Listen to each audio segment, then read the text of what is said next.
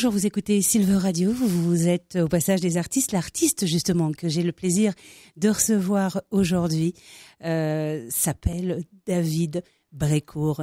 Bonjour David. Bonjour, ça va ? Oui, ça va très bien. Alors moi j'aimerais d'abord, avant de commencer l'émission, te souhaiter un bon anniversaire puisque c'était ton anniversaire il n'y a pas longtemps, le 10 avril dernier. Celui-là, je m'en souviendrai. Ah bon ? Alors dis-nous tout. Oui, avec ce qui se passe, oui, 55, 56, je m'en souviendrai, oui. Ça c'est clair. Et comment gères-tu justement cette... j'appelle ça la frustration artistique parce que les artistes aujourd'hui en souffrent énormément. Comment tu le vis toi ce confinement ? Je le vis pas bien. Ouais. Il y a du plan B. Je fais des voix. Je me rabats un peu sur autre chose, mais étant donné que moi la scène c'est un peu vital pour moi et j'en fais beaucoup. Donc là on me supprime mon activité principale et on me supprime ma passion surtout. Oui, surtout. Donc c'est dur quand on se lève le matin. On se dit voilà quoi. Qu'est-ce que il y a des jours je me dis qu'est-ce que je vais foutre quoi. Alors on fait autre chose, mais c'était pas prévu au programme tout ça. Oui, j'imagine. Voilà. Toi, en fait, parce que moi j'étais venue te voir sur scène pour une magnifique pièce de théâtre qui s'appelle En ce temps-là, l'amour. Ouais. J'aimerais commencer l'émission en parlant de cette pièce-là. Je pense qu'on terminera également en parlant, mais c'est vrai que c'est une pièce qui m'a complètement bouleversée. Je n'ai pas eu l'occasion, malheureusement, puisque le confinement est venu juste après. On n'a pas eu l'occasion de se voir. J'en ai pas beaucoup parlé. On s'était vu quand même. Oui, alors on a fait une petite interview, effectivement. Mais c'est vrai que j'ai envie aujourd'hui que tu nous en parles un peu de cette pièce de Gilles Segal. Gilles Segal. C'est ça. Ouais. C'est une expérience fabuleuse. Enfin, déjà, la première expérience, c'est de jouer tout seul. Oui. Ça, c'était déjà un cap qu'il fallait passer. Est-ce que c'est compliqué d'ailleurs de jouer tout seul quand on a l'habitude ? Au début, quand on commence à jouer, oui, les premières sont. Enfin, moi, j'ai vécu un accouchement difficile. Oui, on peut appeler ça comme ça. Oui, la première a été. Et puis quelle pièce, j'ai envie de te dire, surtout que là, il y avait de l'émotion. Ouais. Je te laisse en parler. Il faut aller. Oui, les premières, il faut aller au bout. C'est un training, quoi. Faut garder cette espèce de force.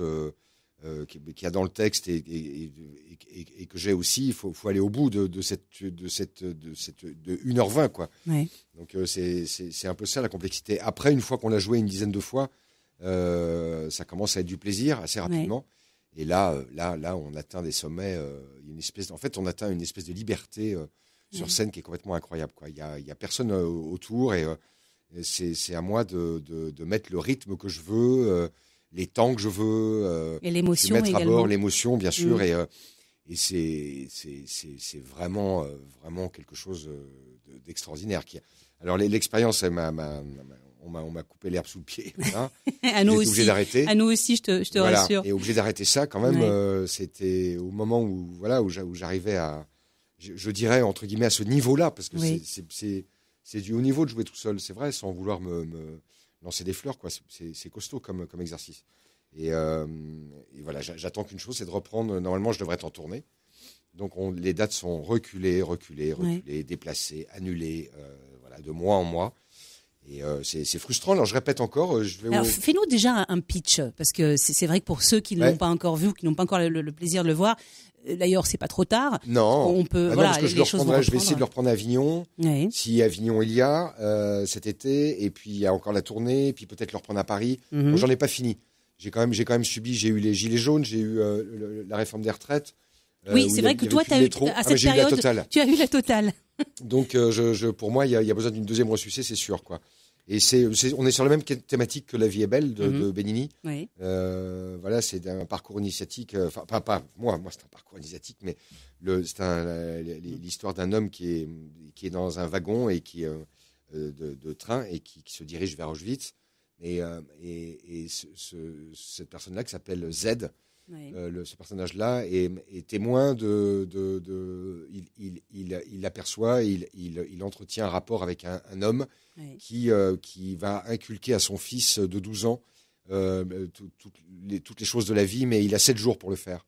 Donc c'est bouleversant.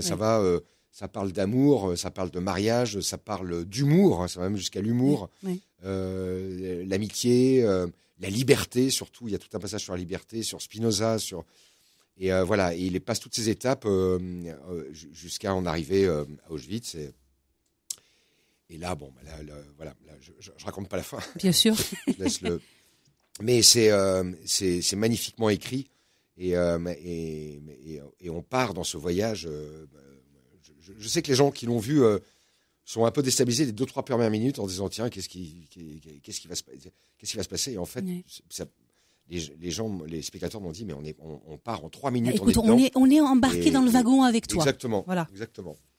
Est-ce qu'on peut parler un peu de tes débuts, parce que tu commences assez tôt, toi. Tu commences à 17 ans, donc pour à 12 ans, tu vois. Donc même alors, heureusement que tu es venu, parce que mes informations n'étaient pas bonnes. Moi, j'avais 17 ans. Alors si tu as commencé à 12 ans, moi je suis preneuse. Non, j'ai commencé à 12 ans au Mathurin. Tu es venu. Oui. C'est drôle d'ailleurs. J'ai même appelé mon dernier fils de 4 ans et demi Mathurin pour cette raison-là. Et j'ai commencé au Mathurin dans une pièce de Monterland qui s'appelle La ville dont reste un enfant. Une très belle pièce d'ailleurs. Oui. Et voilà, j'habitais à la Madeleine, j'habitais pas loin d'ailleurs. Et mon père jouait à la Madeleine à ce moment-là. Moi, ton grand-père également. Mon grand-père est chef d'orchestre, était. C'est de famille, j'ai envie de te dire. Ouais. Et puis voilà, c'était une expérience incroyable. Et qu'est-ce qui t'a donné envie d'aller sur scène je pense que c'est d'avoir vu mes parents. Oui. Surtout mon père, je le voyais beaucoup. On a habité à Lyon à un moment donné. Il jouait au Célestin à Lyon. Oui. Et puis de voir mon père costumé dans des personnages, voilà, ça m'a donné envie de faire la même chose très vite. Tu sais quoi, David? Moi, j'ai envie de te faire une confidence. Alors, je ne sais pas l'âge que j'avais à l'époque. Moi, j'étais en 97, 98 très très amoureuse d'un médecin. Ouais. Et il se trouve que ce médecin, c'était toi. Est-ce que je pense que je suis pas la seule. Je pense qu'on était toutes amoureuses de ce médecin, Baptiste. Comment les choses ont commencé pour toi dans cette série sous le soleil? Un casting, tout simplement. Oui. J'ai été envoyé à un casting et puis je passais 2 essais et puis j'ai rencontré Bénédicte Delmas avec qui on a fait des essais tous les deux. Et, enfin, elle était déjà choisie. Et puis voilà, puis c'est parti comme ça. Je me suis retrouvé à Saint-Trope assez rapidement.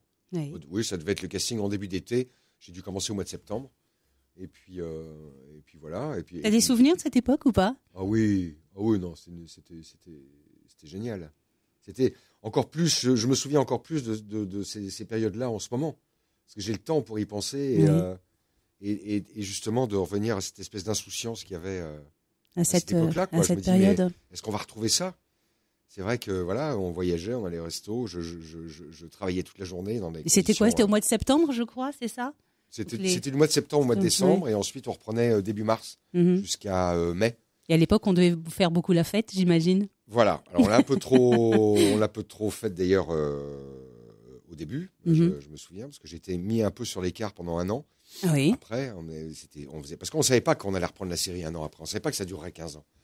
Donc j'ai un peu fait le con et on m'a mis de côté pendant 1 an. On m'a rappelé en me disant, ce serait bien que tu reviennes. Entre-temps, je jouais au théâtre, donc j'avais déjà le théâtre qui me prenait du temps. Et puis c'est vrai que la vie là-bas était géniale, quoi. Après, on s'est calmé niveau fête. On a vraiment, de toute façon, j'avais pas le choix. Et puis il fallait vraiment, c'était vraiment du boulot. Hein. Lever 4h du matin, et puis quand je rentrais le soir, c'était les textes pour le lendemain. Les tournages étaient compliqués sur cette série? Si c'était quoi? J'ai dit, est-ce que les tournages étaient compliqués sur cette série? Oui, c'était compliqué parce que ça allait. Maintenant, je sais que ça va encore plus vite. Oui. Mais déjà à l'époque, ça allait très vite et on avait 2 équipes de tournage, donc on pouvait passer d'une équipe à l'autre dans la journée, dans une histoire. On changeait d'histoire dans la journée aussi. Enfin, c'était compliqué, mais c'était on tournait dans des endroits de rêve. Et c'est une aventure que tu aimerais revivre ou pas? Si on te le proposait, je me suis posé la question plusieurs fois. Ouais. Par les temps qui courent, en même temps, le théâtre me prend quand même beaucoup de temps et j'ai tellement de choses à explorer encore au théâtre que je sais pas si je m'embarquerais, même si ce serait confortable. Comme chaque acteur, on a tous besoin d'un peu de pognon. On sait qu'on est plus payé. Oui. C'est le cas de le dire. Quoi. Vraiment, vraiment beaucoup plus payé à la télévision qu'au théâtre. Bien sûr. Et donc, non, mais je pense que je choisirais la difficulté et que je resterai dans ma passion première qui est le théâtre. Et donc, moi, la question là qui me vient, parce qu'on parle de théâtre, on parle de cinéma, de téléfilm, etc. Justement, ton plaisir, tu le trouves où ? Aujourd'hui, si on te laisse le choix, est-ce que ce serait le théâtre que tu choisirais de manière définitive ? Oui, il n'y a rien de... Pour quelle raison ? Parce que déjà, parce que je vois que j'ai ma place, en fait. En fait, c'est pas que j'ai ma place, c'est que je suis en place. Oui. J'ai comme l'impression, j'ai pas honte de le dire. Oui, bien sûr. Je suis en place et en fait, on me propose beaucoup de pièces et ça me fait très plaisir. Et tu travailles beaucoup avec Gilles Lelouch ? Avec Philippe. Philippe Lelouch, là. Avec Philippe, oui. Après Sous le Soleil, il y a eu ces 15 ans. Philippe, Vadim. Philippe, Christian Vadim et Vanessa. Ça a été une expérience formidable qui est peut-être pas d'ailleurs finie. Parce qu'on a fini une pièce encore au mois de septembre, le temps qui reste, et on a très envie de se retrouver, peut-être pas tout de suite, parce qu'on a d'autres choses à explorer, mais d'ici peut-être 2-3 ans, je pense qu'on rejouera ensemble. Le jeu de la vérité, est-ce que ça, c'est une pièce qui va redémarrer quand les choses auront repris ou pas ? Est-ce que c'est marrant que tu m'en parles, c'est que c'est drôle, parce que j'avais rendez-vous hier avec... je vais monter la pièce avec des invalides de guerre. Aux Invalides, justement, aux Invalides à Paris, parce qu'on avait joué le temps qui reste pour les handicapés et pour ceux qui sont malades et qui sont à l'hôpital aux Invalides. Et on avait fait cette représentation. J'ai eu cette idée de monter justement le jeu de la vérité.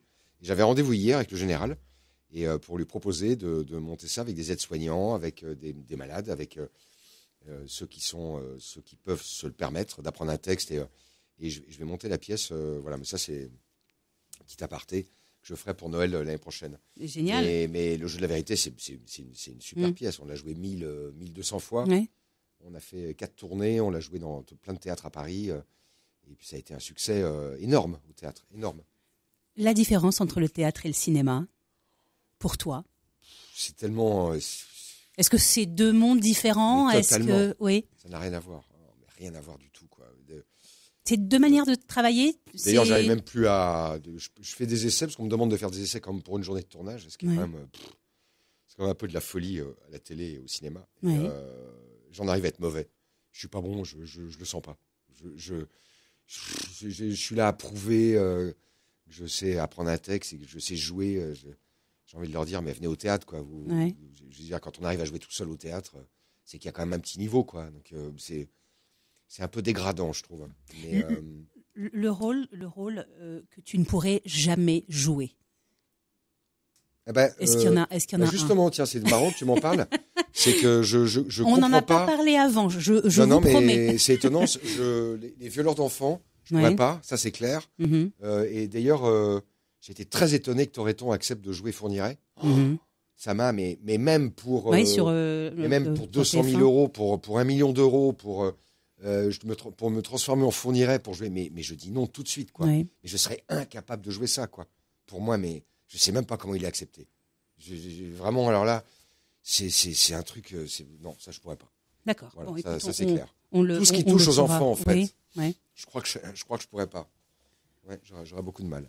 J'aimerais qu'on puisse parler un peu de projets, parce que très souvent, je pose la question aux artistes qui viennent nous voir sur Silver Radio, surtout pendant cette période un peu compliquée, et je leur demande si cette période, est-ce qu'ils en profitent pour créer des choses, écrire, par exemple. Est-ce qu'il y a des choses qui seraient en préparation ? On me demande souvent, mais j'ai dit, mais moi, non, je n'ai pas cette capacité-là. Donc, Et ça ne tente pas du tout ? T'as pas envie de t'essayer ? Non, parce qu'encore une fois, on me propose pas mal de pièces, donc je me mets là-dedans. C'est déjà pas mal de boulot de décortiquer une pièce, savoir ce qu'on va en faire dans quelques mois. À la limite, mettre en scène me plairait. J'ai déjà fait une fois. Sur quel au gymnase, j'ai monté une comédie au gymnase il y a 6 ans, 7 ans. Laquelle ? Ça s'appelait Ticket gagnant. Oui. Et c'était très sympa à faire. Ça m'a donné vraiment le goût de le faire. Et je pense que je suis prêt pour diriger des acteurs. Et donc ça, c'est un truc qui me plairait vraiment. Mais écrire, non. Non, pas du tout, non. Non, c'est lire le plus possible. Et encore que finalement, on s'aperçoit que malgré le temps que j'ai, je lis pas beaucoup. Finalement, je m'occupe de mon fils. Qui a 4 ans, c'est ça, tu m'as dit? Qui a 4 ans, voilà. Oui. Et c'est presque, je le remercie parce que je crois que c'est grâce à lui que je tiens. Oui. C'est grâce à cette insouciance. Avec lui, on parle pas de Covid, on parle pas de pognon. Et on l'éteint la télé surtout. Voilà. Et puis, et je joue avec lui. Ça digresse très bien, quoi. C'est parfait, quoi, pour me vider la tête. Et si demain ton fils a envie de faire le même métier que son papa, j'ai mes filles, tu dis d'ailleurs, quoi? j'ai des jumelles qui ont 23 ans et qui veulent faire ce métier aussi. C'est compliqué de leur dire allez-y, foncez, ça va être génial. Je me dis dans quelle galère elles partent, quoi. Parce que, alors, c'est vrai qu'elles sont jeunes, donc il y a de l'emploi, je crois qu'en télé, il y a pas mal de séries où elles peuvent travailler. Bien sûr. Je crois qu'elles sont très bien d'ailleurs. Donc, mais voilà, et si mon fils le fait aussi, je serais. Et tu leur donnes quoi comme conseil à tes filles? Je leur dis je sais pas si elles l'appliquent vraiment, mais il faut regarder les autres. Comme ça que j'ai appris, moi. C'est en allant, quand on était en figurant à la Comédie Française, où je me mettais en coulisses, puis je regardais les acteurs, je regardais Roland Bertin jouer La Vie de Galilée, je regardais Richard Fontana jouer Andromaque, et puis le soir jouer Figaro. C'est comme ça que j'ai appris en allant beaucoup, beaucoup, beaucoup au théâtre. C'est en allant voir les autres. C'est eux qui m'ont donné l'envie de faire ce métier, d'être sur scène. David, si tu n'avais pas été comédien, tu aurais été quoi? Qu'est-ce que tu aurais voulu dans ton rêve de petit garçon? Tu souhaitais être exercer quelle profession? Quelque chose qui bouge, comme mon métier, quoi. Oui. Ça aurait pu être. Je suis passionné d'aviation, donc ça aurait pu être pilote, ça aurait pu être. Je sais pas, ça m'aurait plu, ça de changer d'endroit tout le temps. J'ai besoin de bouger, moi. Et est-ce que tu as des regrets aujourd'hui par rapport Aucun. Non, si c'était à refaire, tu referais tout comme... oui, sauf l'année du Covid. Je crois qu'on a des points communs avec toi. Il y a que celle-là que je retirais parce que franchement, ce que je me disais, parce que de temps en temps, on a quand même des moments de tristesse en ce moment, des moments de pas de bilan, parce que bon, à 56 ans, je suis pas un bilan, mais on pourrait dire en même temps un premier bilan. Ouais. Et je me suis toujours dit, je me dis non, vraiment, je regrette rien. J'aime mes enfants. Mes enfants sont heureux. J'ai une carrière, j'ai une belle carrière. Je fais plein de choses, complètement différentes tout le temps, assez éclectiques. Je suis content. Il faudrait que ça continue comme ça. Un dernier exploit, ce serait lequel? Il y a un truc que tu as envie de réaliser.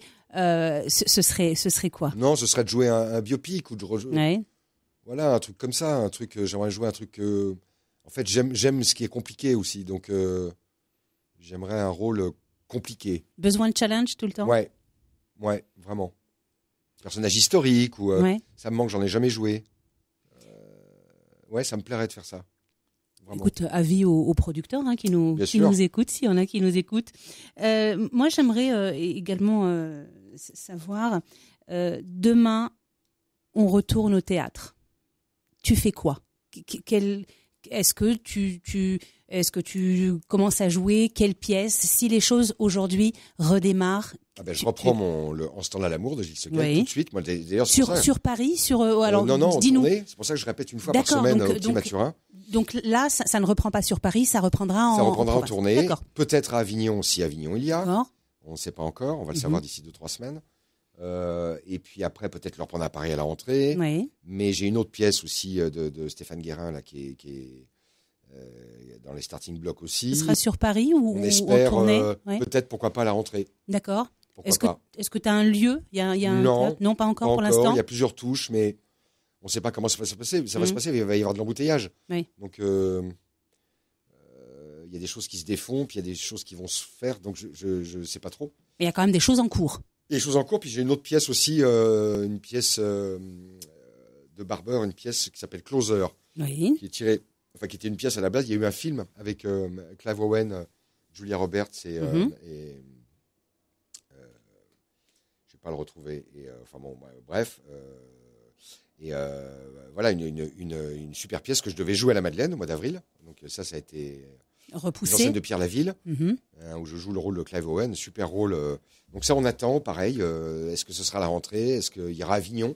Normalement, on est inscrit à Avignon là au mois de juillet, donc peut-être que je jouerai 2 pièces. Ou peut-être que je ne jouerai pas du tout, ou peut-être que on est tous dans l'expectative, effectivement. Ça voilà, continue, je pense quoi. C'est vrai que ce qui est le plus frustrant. Le plus frustrant, c'est d'avoir des choses en cours, surtout pour un artiste, parce que j'ose même pas imaginer la frustration que peut vivre un artiste. Quand je dis artiste, c'est très large. Toutes ces personnes qui ont, à un moment donné, écrit, composé, etc., qui ont besoin de diffuser leur art et qui sont réfrénés justement par on est vraiment en pleine mire, on est vraiment, c'est terrible, quoi. Ce qu'on vit, c'est terrible. Et je ne fais pas partie des gens qui crachent sur le gouvernement et qui, je veux dire, ils font ce qu'ils peuvent. Et on a quand même la chance d'avoir, je le dis au passage, on a les ACIDIC. On est le seul pays au monde où les comédiens ont le chômage. Hein, donc faut quand même c'est bien de le souligner. Souligner. Je sais que les congés spectacles, tout le système d'un peu d'argent qu'on peut avoir un peu dans l'année, ils sont très ils sont petits soins, quoi, vraiment, quoi. Je les remercie, mais on a des coups de fil, les congés spectacles, en disant, moi, est-ce que vous voulez une avance? Est-ce que vous voulez... Ils savent qu'on est dans un problème. Moi, j'ai des problèmes d'argent, c'est clair. Ça rentre plus comme avant. Donc, bien sûr. Et je trouve que quand même en France, je trouve que c'est quand même bien fait, quoi. Alors, je sais pas comment on va rembourser tout ça. Ça, c'est un autre problème, mais en tout cas, pour le moment, waouh, je vois même les restaurants, il y a de l'argent qui tombe, ouais, ça se passe quand même pas mal, quoi. Hein, David Brécourt, qu'est-ce qu'on peut te souhaiter pour finir? On peut me souhaiter d'être heureux déjà. Voilà, pour aborder on va dire cette dernière partie de vie, on va dire, hein, parce que 56. Il y a une pause d'1 an. Elle a été faite peut-être pour quelque chose.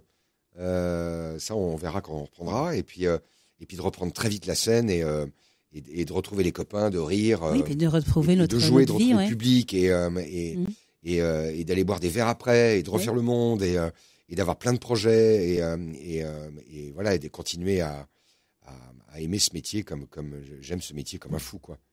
Écoute, moi c'est tout ce que je te souhaite. Reviens très vite nous voir lorsque les choses auront démarré, parce que je pense que tu auras plein de choses à nous raconter, et puis de la promotion également.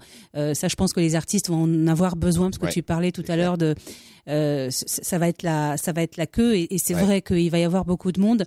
Voilà, donc j'aimerais dès à présent t'inviter lorsque les choses auront démarré et lorsque tes pièces seront sur scène. Je serais ravie de venir d'abord te voir sur scène, et puis de pouvoir en parler et donner envie aux auditeurs de venir vous voir tous. C'est gentil. David Brécourt, merci beaucoup. Merci d'avoir accepté notre invitation sur Silver. Je te souhaite plein de bonnes choses. Bon courage également à tous les artistes qui nous écoutent. Ouais. Et puis on se revoit très vite. Pour les cœurs, et ça va le faire. J'ai juste une petite question. Si on devait sur Silver Radio t'offrir une chanson, ce serait laquelle? Alors un petit Souchon. Vous écoutez Silver Radio. Ça se passe boulevard Haussmann à 5 heures. Elle sent venir une larme de son cœur. D'un revers de la main, elle efface. Des fois on sait pas bien ce qui se passe. Pourquoi ces rivières, soudain sur les joues qui coulent dans la fourmilière? C'est l'ultra moderne solitude. Ça se passe à Manhattan dans un cœur. Il sent monter une vague des profondeurs. Pourtant j'ai des amis sans bye-bye. Du soleil, un amour, du travail. Pourquoi ces rivières, soudain sur les joues qui coulent dans la fourmilière? C'est l'ultra moderne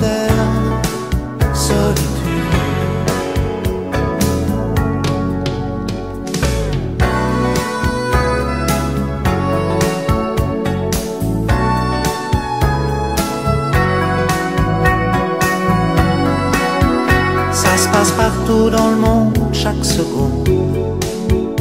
Des visages tout d'un coup s'inondent.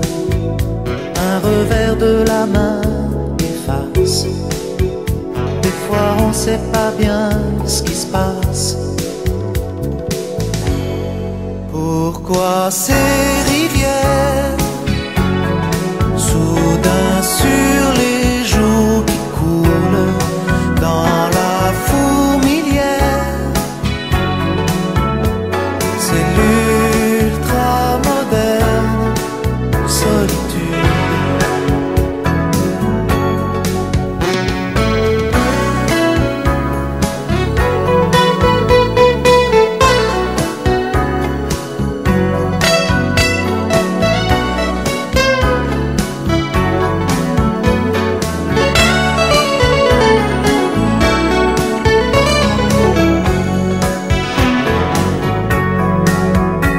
On a les panoplies, les hangars, les tempos, les harmonies, les guitares.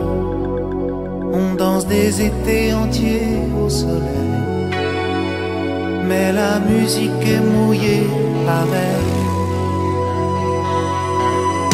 Pourquoi ce mystère, malgré la chaleur des foules, dans les yeux d'hiver?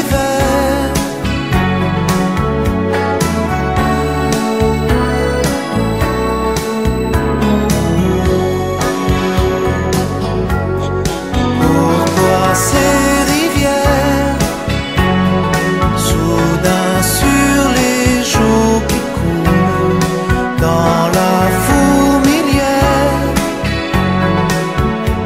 C'est l'ultra moderne solitude.